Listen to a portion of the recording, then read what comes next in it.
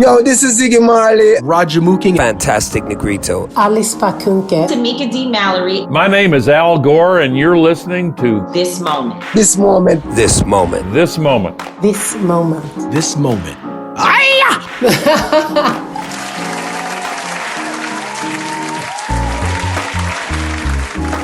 All right, everybody. It has been a long, hot summer, and this moment is back. Your transatlantic bridge connecting Stockholm, Sweden, to Harlem, USA.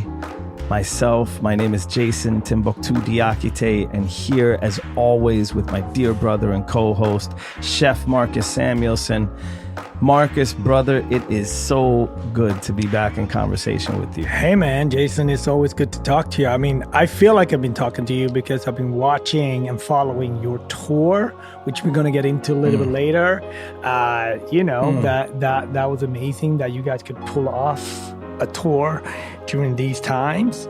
And I feel like the summer of 2020 was this like strong social justice movement summer, first summer of COVID for us. And I feel like this summer, it's almost like a sophomore year in a way, right? We had experience. We are all COVID fatigued. We want this to go away. And at the same time, it's just not. Eventually, one day, not now, but eventually one day, it might be like the flu that we all go in and take a flu shot and then move forward, but we're not there yet, right? And we're trying to get everybody. It's hard to get a lot of people. It's hard to get just a family in the boat. It's hard to get everybody in the boat.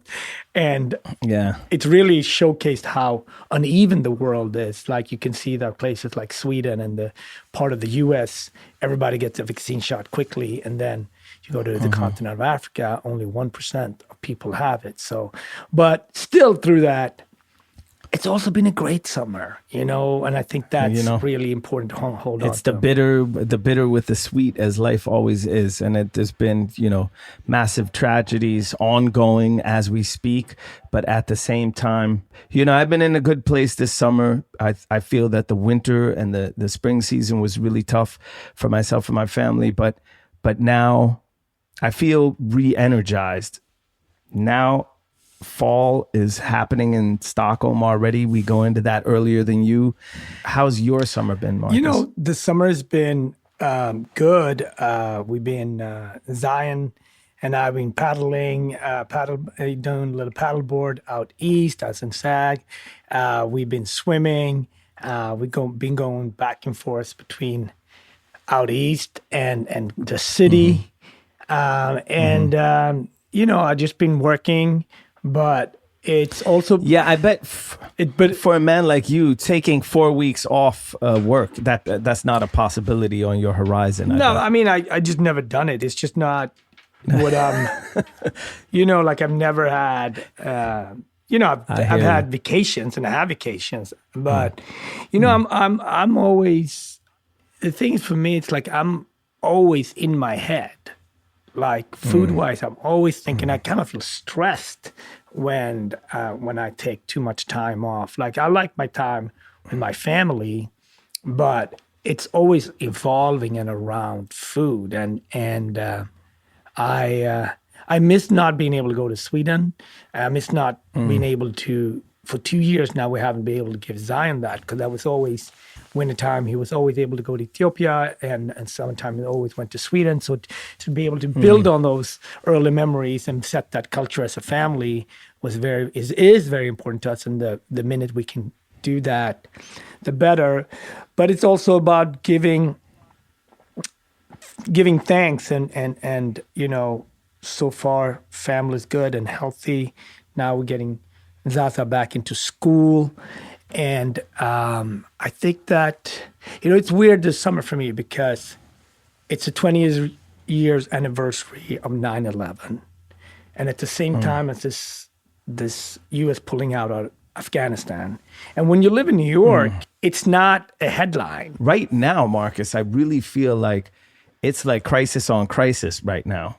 Like it's hot spots around the world. We're reading about all summer I've been reading about the different extreme weather, what was going on in the Pacific Northwest, before the summer, and then in Europe, the floods in Europe, and to forest fires now in both Europe and in the United States. The flood in Germany, like we've never seen Germany Yeah. like that, which is, it's not worse because it's in Germany. It's just you never seen it like that, right? So that image is shocking in a way. And I just feel like, growing up very sheltered in Sweden, like you and I did in the 70s and 80s, where we'd watch on TV about crises in other countries. Of course, our parents would talk to us about that, try to bring it home. But Sweden and even the United States felt like very safe places. But now these crises, just like the movement of people, they're global. They're really starting to touch everyone. You're not safe anywhere. And my thought is, I think we're kind of in the age of crises where this is what we're going to see moving forward. And maybe I'm just being naive, and maybe it's always been like this. But to me, at least, I'm really reaching a deeper understanding of that now on the back of the pandemic and everything that has happened since March 15th. Yeah, and 2020. I try to balance all of this with lighter stuff. That's for me why food and music is so important. When you think about lighter stuff, like, and I'm just going to give you like a random mix of like lighter stuff, right? So, for example, I was super. We need it. Yeah, I was super happy Yeah. during the Olympics because I've known Alison Felix, the runner, and she won the most medals out of any U.S. runner of the history. So I know her brother Wes. So I was so nervous for her running, and she got another gold and a bronze medal, right? And I watched her in 5 Olympics do this, and it's what an inspiration. She has a mother, she's an Olympian, and it was just like sports can do that. It could take you to a place where it's obviously serious for the individual, but it also brings people together. The Swedish women's soccer team got the friggin' silver medal man. in soccer. And they were this Yes. close to gold, but that was a beautiful moment. Amazing, exactly. And everybody brought people together. And so we needed that. And I was just, Ajax, the Dutch soccer team, that dedicated the kit to Bob Marley, right? So Bob Marley is now an ambassador for Ajax City because Amsterdam was his city. Like, he loved Switzerland in Europe, and he loved Amsterdam, right? So Ajax came out, and I'm like, you can't, like, you got me forever now. They just sent me the shirt, and I was just texting Ziggy to tell him, so, and I was like, we need silly moments like that. I had my friend. We need joy. We need joy. Marcus. I took my son Zion to my friend's ice cream pop-up, right? Just small moments. I'm just looking for moments like that where it's like, it's some stuff is on a global level, like Olympic, but some was just like joy, just finding summer joy. And they did an Ethiopian flavor at the ice cream pop-up, right? And I was like, yes. What was that? Not coffee. Did they have some berbere in there? Coffee. Or some coffee and honey, yeah, right? So just shit like that. Shout out to Sugar Hill, to Sugar Hill's Creamery. And of course, another highlight of the summer, I gotta say, the verses between the Locks and Yes. Dipset. Woo! Yeah. Jadakiss, Yeah. that also kind of was a big, it's something we were talking about for a long time. I feel bad for the young guys. You can't go up against Jada and the Locks like that. You can't. Like, it's stage presence. I just like it. He was just like, boom, Yeah, but Cameron and him are kind of, they're on equal levels. Yeah. They're uptown. Okay, the Locks are from Yonkers, and Dipset is Harlem, but still, man, I was just a dope hip hop moment. It really dope hip hop really moment. Was. So, and just watching it, it just made me remember that for me, I mean, for the world of people who have dedicated their lives to hip hop culture, New York City is Mecca. It is the epicenter, and this kind of brought it back. That it still is the epicenter, even though hip hop is global culture today. But so I want to ask you. Okay, Jason, give me a quick hit. How does one put a concert tour together in the middle of a pandemic? Because that's the challenge that you and your team has. Did you do the same lineup of songs? Were all the concerts outside? Did you use the same musicians? Like, tell me about the whole experience. Well, first of all, we just found out June 1st that concerts would be allowed 100 people at a distance inside and a maximum, I think, of 600 people outside. Okay. And then they, after a couple of weeks, they opened up for even more people outside, also distance and sitting down. Everybody had to be sitting down. Just in the space of time between June 1st, when that restriction was lifted, till about June 10th, when the whole tour was booked, was crazy because, first of all, fees had gone down by 75%, Wow. of course, because, you know, you can't sell the same amount of tickets, then, yeah, you can't pay the fees to bands and artists. So touring with them was just not an option at that time. There's too many of us. It's just like And how many people is apparatus it about in Damn? Like, is it 12, 14? Well, Damn is eight people in the band plus me. Usually we have a guest vocalist. So it's about a good 9-10 people just on stage. And then about 5 technicians, 2 truck drivers, 2 bus drivers. Yeah. So we're about a 20 round numbers. We're about 20 people at any given moment. Damn runs It's deep. it's a lot. It's a whole ecosystem, as we've spoken of culture. It's everything from the person that rents out the lights to the guy who's the light technician, to the guitar player, to the keyboard player, to the shops that sell the instruments. Everyone is affected by it. Anyway, but I'd done 2 streaming gigs, one in December and one in May, with small jazz trio called Masaka Trio, run by a really talented young man the name, Masaka. Yeah. I can't shout him out enough. Mats Masaka Sandal, bass player, and he put together this band. It's drums, piano, and bass. And we also invited an amazing soul and singer, Esther Shirabo, one of the most beautiful voices in Sweden right now, only 26 years old, and just so full of talent.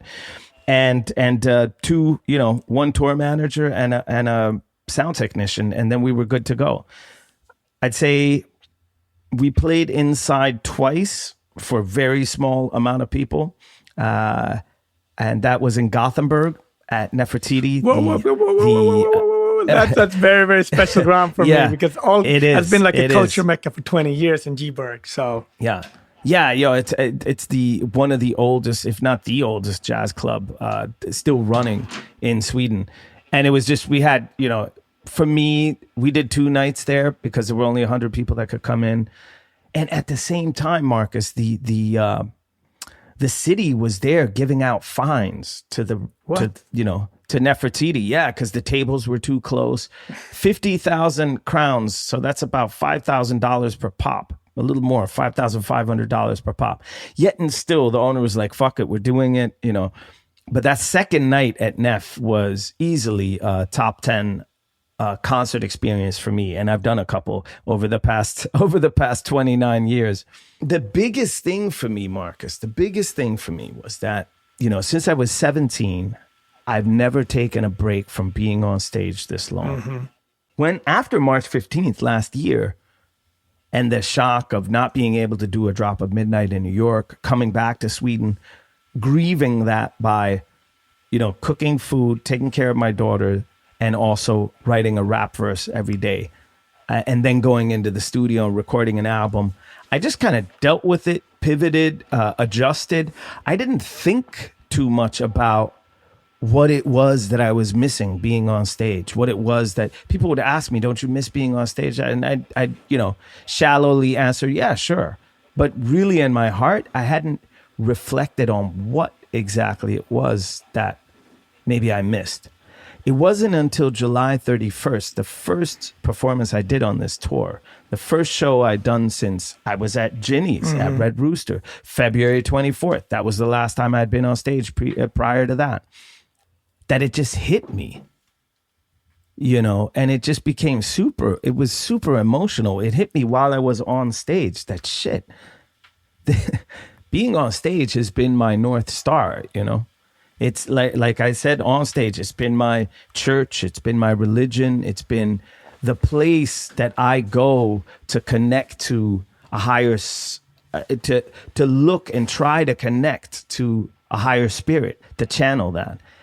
And really, during these 18 months, it's like a whole part of my soul has withered, and it hasn't, because I found meaningful things to do other than be on stage, obviously, but nothing that gave me that same thing that being on stage has given me. And from that, and that was gig number 1. And I could barely do the last song because I was tearing up, because I was just realizing this, that revelation was coming to me in real time. I managed to finish the song, and then I was like, shit, okay, what if this happens tomorrow again, for the next show? And it did. And it kept on happening. And it just made this tour, I did 16 dates, and it just made this tour very, very special on a deeper level than pre-pandemic touring that I took for granted much more. We have this machine of 20 people rolling out, funk, soul, and hip hop music at high volumes. Now I'm touring with a jazz band, 3-piece, 1 singer and myself. Everybody's sitting down. It's slowed down. There's time between the songs to talk about the context of the songs, to talk about the hard time that we've all moved through, to talk about, what it means to be Afro-Swedish in Sweden, to just, I don't know, catharsis, cleanse, heal, bleed, cry. Yeah. Yeah, no, that's great. That's good. I think, I've been, I'm thinking through, I'm preparing myself and getting ready for our new restaurant that we're going to do, most likely in spring now, right? Because it takes, with permits and COVID and everything, it takes such time. But, yeah. I start even about, I was listening to the producer, Brian Eno. He's talked about why as humans, why do we create art? We're the only, why do we create music? Why does good food matter? With the whole purpose? Why do paintings matter? Yeah. So for me, it's sometimes when I start something, it's very important to go to the core from it. Like, why does this matter? Because I know once we project it out to the world, just like when you drop an album, when I do something, I know it's going to impact, and it's going to impact for a long time. Like I went back and looked at the 2 years before we opened Red Rooster, right? And the trampoline that Rooster has taken my team and us to, and then I feel like I'm in that moment right now, right, where I'm, the trampoline is the moment before we established the restaurant, the space, the food. I'm taking all of this in, right? The environment looks the way it does. Okay, that means that we got to go more plant-based forward. We can't move forward like this. Sustainability can't be a parenthesis over in the corner. It's got to be the center of the plate, right? I think about like who's working in there. What is the vibe that we need to set with the staff? What is the vibe that's going to be on the customer? What is the sonic got to feel? So this is it's such an important time right? Because once you're in emotion, it's operation and it's all those logistic stuff. But this is a very pure time for me. And I'm in my head and just thinking about this, and even going through, getting ready for it's the pre-step. So basically the way I tour with my stuff, right? So next week, and I'm doing a pop-up in Tennessee at a place called Blackberry Mountains, where I'm going to be on a farm, cook with my guys. We're going to ask questions around portion size. Meat, animal protein will not be in the center of the plate, cooking it from a completely different point of view, right? And I'm going to do basically what I call like get to know yourself tour, right? So I'm going to do 7 to 8 pop-ups around the country where I'm just trying out material like a musician, like a stand-up comedian that is just trying out the materials, right? Some's going to work and some is not going to work. So just that is even but every time you throw something new out there and you're open to fail, you get so much back, and that is, I think, the learning process of, I've worked for 25 years now versus when I started, where you were always nervous about, trying something that was different. For me now, it's just like, let's share it, let's try it, let's ask questions. And because I do know once the restaurant's open and we project and we bring media and we do all this stuff, kids going to come out of that restaurant and they're going to say, I worked here and therefore I'm open my own place. So if that's the trajectory, it's got to come out of good. It's got to come out of a healing place. It's got to come out of a deliciousness, but a 360 deliciousness. So it's a very unique time for a chef and for myself right now. I mean, it must be such a creative time too, like your most alive time, I guess. It's I find myself constantly running out of time because, like, I think about it. I was driving back from SAG. It's a 2-hour drive, and when I got to Harlem, it's like I'm not even half done. I didn't even know that it's taken 2 hours, right? Even this morning when I woke up, I had a meeting, and I was like, I was 15 minutes late to the meeting, and the meeting is literally around the corner from where I live, the breakfast meeting. You're a zombie. You're really not. You're really just in this space, right? And then that's the thinking part about it. But then I calm down once I do the cooking part of it, because then it's really about craft. Then the craftsman in you take over, and me takes over, right? Because the thinking is sometimes where it's like a mad scientist thinking about it. But then once you start cooking, you got to fall back on, just like you know your bars, you know what I mean. And it's a crazy time, but it's an important time. And eventually, once that's set, I'm then going to go to the walls and the art and that space. And then after that, reference point in terms of music comes in, and then table setting. Decoration, I guess. Yeah, of course. All of reference points. Because Red Rooster, the way I feel about Red Rooster, as someone who's been to several of your, homes throughout the years, Rooster, what you just take half a step inside Rooster, and it's like, this is Marcus. Yeah. I'm at Marcus's. Just the decor, the how you've curated the art, everything that's there is you, and it's there for a reason. And I imagine this new place is maybe something totally different, or something other. Yeah. But can I ask you, as a chef, because one of the things I realized that I haven't gotten anywhere else in my life other than being on stage is those moments that I've had the good fortune to experience several times, and that I always seek when stepping onto stage, is the moment where I kind of lose myself in the music, where a part of the conscious mind is gone. I'm just, the mechanics are working. I know the bars. I know, my body is moving, but I'm not thinking. I'm not in my head. My ego is just unplugged, and I'm just connected to something else. I lose myself in it. Do you feel that as a chef? I mean, when you're in there, cooking? I mean, definitely. I mean, there is steps to this, right? Like when you're in that zone where it's funny, if I cook a tasting menu, right? I always think about the same song. When we prep, we play a lot of hip hop and I always let the younger cooks decide what the playlist is going to be, because it's a good back and forth, right? And I learn about new music that way. But once I'm doing a high-end dinner tasting menu after dish, I constantly think about, there's an REM song that I always think about. Sometimes everybody hurts and all of that. And I see him coming out of that video when he walks again with the cars. And it constantly, I don't know, that song always pops out. I think it has a calming impact on me. It calms me down.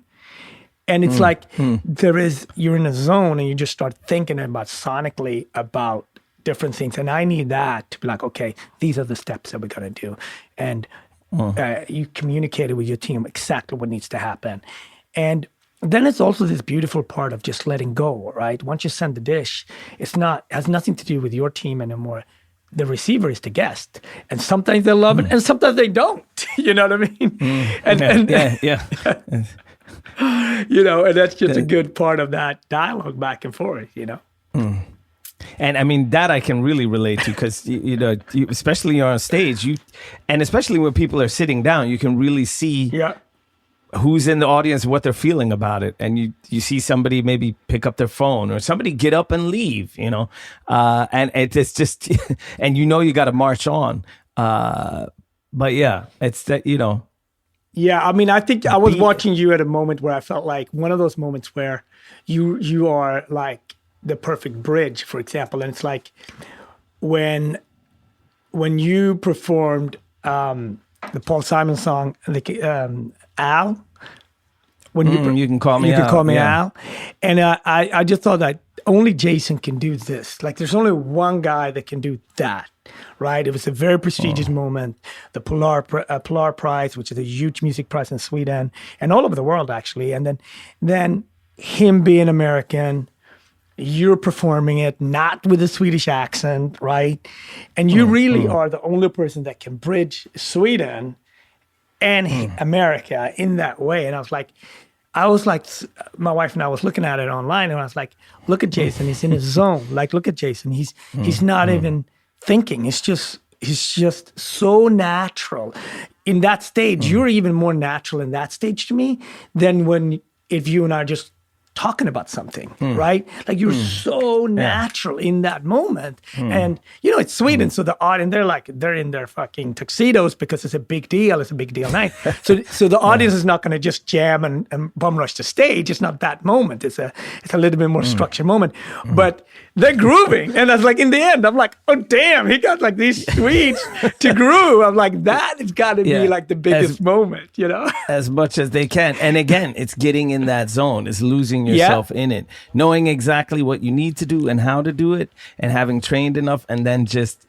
going in and forgetting all that. Don't be in your head, be in your heart. But did you soul, see Paul Simon then, or connect. you didn't look? Yeah, he was right in front of me, literally like 6 But feet in front of me. Do you acknowledge him, or do you just say, "Hey, I got to do my"? I don't think, because that would be turning my mind back on. And he's seated right next to the king, who's not really kind of doesn't have one of those auras that really like, you know what I mean? He doesn't like light rooms on fire in that way. to just put it diplomatically. So trying not to, like, you kind of look through people in a way, or look slightly above them, and just, I'm looking, but my eyes aren't really taking in information, I'm learning so much. It's just too much. Yo-Yo Ma was dope because Paul Simon was pretty stone-faced, because I think he's also a very kind of, I think he's at his core, a shy person, a very private person. Yeah. So to him, I'm sure he was as uncomfortable as anyone else was in that room. Maybe he was more uncomfortable than anyone else.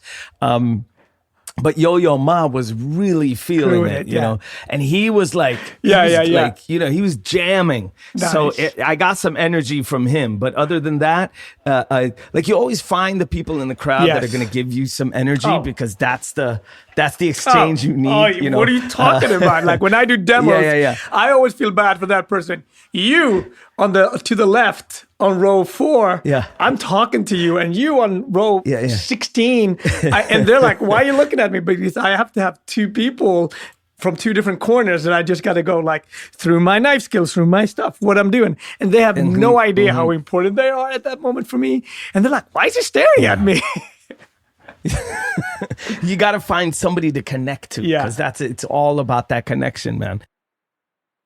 And now, traveling around Sweden with a band, maybe 5 people on stage, 1 white guy, the rest of us are BIPOC, Afro Swedes, and people are sitting down. It's very intimate. The stages are much lower than they usually are. People are sitting down.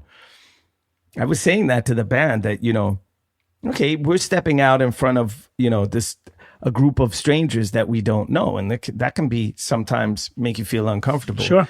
But be aware that we are in Sweden. The people in the crowd are even more uncomfortable than we are because they've also got 5 people they don't know staring at everything they do. And it was really beautiful because at some points I felt like I had the whole crowd kind of locked in. Like nobody's going to like get up and go right now because it'd be embarrassing, you know? Yeah. It'd be a what are you doing moment. Plus, of course, I rely on that, you know, we're catching them with the vibes we're sending out. But it was just funny. It's a funny cultural thing. I caught it. I thought it was beautiful. And, you know, that's what we do as creative. We find the best moments, you know. I was thinking about as I'm gearing up for the Met Gala, and, you know, the food this year is going to be all plant-based. That's a pretty big deal, Marcus. Yeah, have you done it before? All plant-based. No, I've never done it before, but all plant-based. And and the other goal here was to present some undiscovered talent. They're super talented. Each chef here is super talented, but maybe their star hasn't been, you know, some of them are not as well known as I think they do, certainly. So it's been fascinating to speak to the chef, you know, go through the food. We've done several tastings. We're almost there. And it's also a sign of saying to New York City, hey, we're back. Like, I know it's a fashion event. I know it's a big, people think like, oh, it's just an event. It's more than that because it's at the Met. It's together with Vogue. And it's also saying to the world, saying, hey, New York City's lights are back on. US Open, Fashion Week. It kicks off this whole energy of fall season of, you know, museums being back open. All of these culture centers that we need. You know, and speaking about have you been to the Met Gala as a I have as a guest I have, but it must be a pretty amazing experience. Yeah, no, it's as someone who's just seen it on magazines and on TV. It's cool, but cooking it's going to be cooler. So I'm really excited about that, and I'm excited. Yeah, you get to do your thing. Yeah, and it's exciting. Can you give us any hints about what you're, you know, what kind of produce that you're leaning into to kind of cook this meal? You know, for I won't be there, so, and I won't tell anyone. It's going to be delicious, and we it's all about also getting in, like, hinting at things that are healthy but also come from because the chefs, majority of them are Black and BIPOC, the majority. We have Filipino chef, we have Caribbean chefs, we have all, you know, like just Fabian is Mexican American, so but also bringing in health in a way. I'm bringing a little bit of sea moss in there. I'm bringing turmeric in there. You know, we're sprinkling with berberry in there. Would you getting our messages through? Well, of course. I mean, I know you got the berberry with you. I mean, that's back pocket. Yeah. So stuff like that has been a lot of fun. Too. Yes. But so dairy is out too. No dairy. No. Dairy is out. No dairy. So vegan. Entirely plant based. Yeah. So it's going to be, and it's about sending a message that you can do that this is not, it's like, you know, graffiti or hip hop. It's not that thing in the corner anymore. It is the thing, you know what I mean? And that's my point. It's like when you ask someone that was born around 2000, the majority is probably plant-based eating. They're flexitarians, right? They eat maybe 3-4 days a week vegetarian, and then animal protein is just, it's just something smaller on the side. And that is also much better for us as humans to eat. It's better for the environment. It's better for all of us. You know, thinking about style and thinking about, you know, impact. Rolling Stones drummer Charlie Watts just passed. And I just thought about legacy and stage. And I could just imagine how many concerts and how much impact, and he's traveled all over the world and always so stylish with his like 3-piece suit drumming. So he really was the kind of the odd man out in Rolling Stone. Yeah, I would say. So resting beats, resting flavors, resting power. A big shout out to Mr. Charlie Watts. Definitely, and lest we forget, my brother, shout out to the inimitable, the amazing hip hop icon and early pioneer and god, Biz Markie, who passed in July, you know, who with his originality also, and just, you talk about joy, you know, who just brought joy and fun and humor, but also rhythm, groove, and just originality to the table. I love So, that you picked that rest up on him, because he Yeah. brought joy and fun to hip hop too. When Yeah. everybody Humor, was, you know. when everyone was serious, Exactly. and just like standing Yeah. like this, he brought humor. He made you smile. He made you wink. He made you Picking like, boogers, Yeah, man. You know. yeah. No. He's- yeah. And that's the kind of originality. That's that joy that hip hop really comes from, moving the party, moving the crowd, you know. Way before hip hop was an answer to the gang violence of New York. It was the peacemaker of the gangs of New York. And so rest in power, Biz Markie, gone but never forgotten. So Jason, before we close here, in food, we close with desserts. So you end up on a sweet note. How is it in music? How do you close a concert? How did you do it this summer? It's always different. It depends on the crowd. It depends on what type of concert you're doing. You know, if you got thousands of people standing up dancing, you might end with something that's going to just raise the roof and then just poof, and then we're off, you know. The way landscape looked this summer, you know, we closed it off with a very, very somber moment. You know, we closed it off with a song that I wrote a couple of years ago called Annie Leibovitz about basically trying to capture everything of what life is about, memory, how we remember, and how we remember what we really want out of life as we're you know, speeding down the highway of it.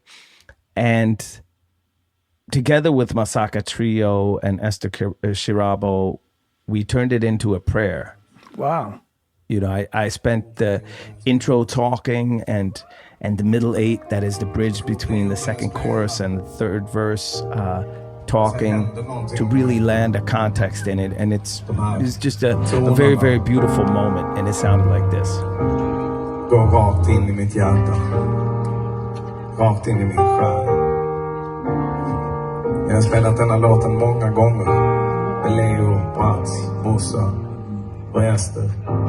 Och det blir samma grej varje gång.